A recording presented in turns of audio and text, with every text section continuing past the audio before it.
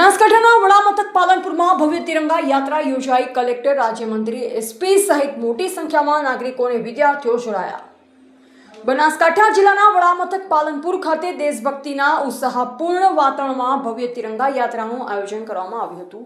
આ યાત્રામાં સમગ્ર શહેર દેશભક્તિના રંગે રંગાયું અને નાગરિકોમાં અનેરો ઉત્સાહ જોવા મળ્યો। આ નિમિત્તે યોજાયેલ તિરંગા યાત્રામાં જિલ્લા સમાહર્તા કલેક્ટર શ્રી, રાજ્યમંત્રી શ્રી પ્રવીણભાઈ માલી, બનાસકાંઠા જિલ્લા પોલીસ અધિક્ષક એસપી શ્રી તેમજ જિલ્લાના વિવિધ સામાજિક અને રાજકીય આગેવાનો ખાસ ઉપસ્થિત રહ્યા હતા। યાત્રા દરમિયાન વિવિધ શાળા અને કોલેજના વિદ્યાર્થીઓ મોટી સંખ્યામાં હાથમાં રાષ્ટ્રધ્વજ તિરંગા સાથે જોડાયા।